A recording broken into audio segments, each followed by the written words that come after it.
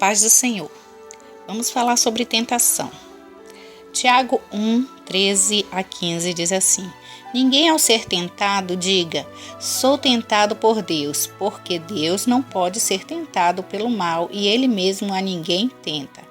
Ao contrário, cada um é tentado pela sua própria cobiça, quando esta o atrai e seduz. Então, a cobiça, depois de haver concebido, dá à luz o pecado, e o pecado, uma vez consumado, gera a morte.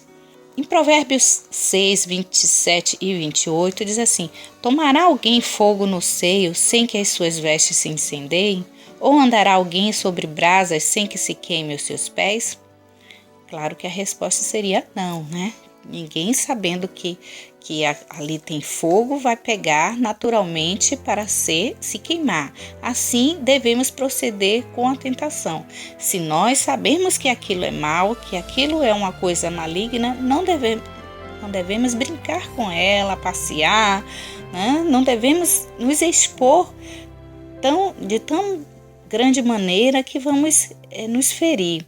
Quando chegamos perto de um abismo, sabendo que a beirada do abismo ela é escorregadia e nós deliberadamente nos aproximamos do abismo, quando começar a escorregar, vai querer pedir socorro, aí poderá ser tarde demais. Assim a tentação, observe bem, se você brincar, chegar perto, tentar brincar com ela, tentar chegar ao máximo, bem perto e dizer que não, que você vai resistir, é um engano seu, você vai cair.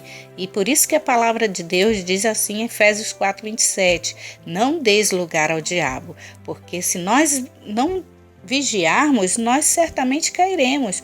Não somos super crentes, não somos super pessoas que resistiremos ao pecado. Jesus teve que vigiar o tempo inteiro, orar e vigiar para não cair em tentação. Quanto mais nós que somos tão fracos e falhos. Mas se nós, sabendo que estamos sofrendo tentação, o que nós vamos fazer? Vamos buscar ao Senhor, vamos orar, confessar, como ele diz lá em Tiago 5,16, confessai, pois, os vossos pecados uns aos outros e orai uns pelos outros para serdes curados.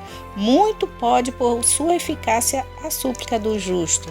Quando você sabe que está sendo tentado, você vai e não tem forças para orar, é como estivesse já na beira do abismo. Vai, pede ajuda, ore com um irmão, certamente Deus ouvirá e livrará você dessa tentação.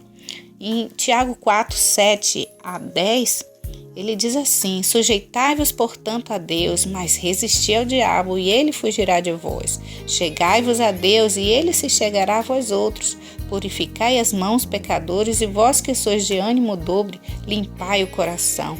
Afligi-vos, lamentai e chorai, converta-se o vosso riso em pranto, e a vossa alegria em tristeza. Humilhai-vos na presença do Senhor, e ele vos exaltará. Isso está falando aqui de nós nos humilharmos, pedindo a Deus ajuda para não cair em tentação.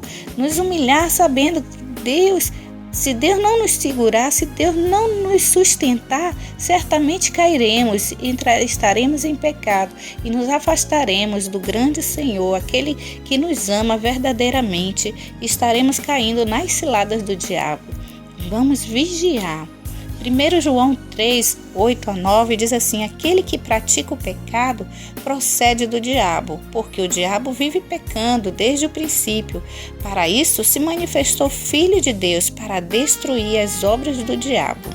Todo aquele que é nascido de Deus não vive na prática do pecado, pois o que permanece nele é a divina semente. Ora, esse não pode viver pecando, porque é nascido de Deus. Então nós devemos confiar no Senhor, buscar a face do Senhor, porque o Senhor Jesus, o Filho de Deus, ele se manifestou para destruir as obras do diabo em nós. aquela semente que o diabo plantou para nos fazer cair, para nos fazer afastar do Senhor, Jesus Cristo veio e com o seu sangue destruiu essa semente maligna de nossas vidas. Então não vamos mais viver no pecado. Aí entra o Filho de Deus, a semente de Deus plantada no nosso coração, né? Já nos afasta do pecado, e o que permanece em nós será a semente divina, a semente de Deus, que não vai nos deixar viver no pecado, vai sempre nos livrar do pecado e da morte. Romanos 12, 21 diz: não te deixes vencer do mal, mas vence o mal com o bem. Amém. Que Deus continue abençoando a cada um e nos ensinando a andar e a viver segundo a palavra do Senhor, segundo a verdade que é o Senhor Jesus Cristo.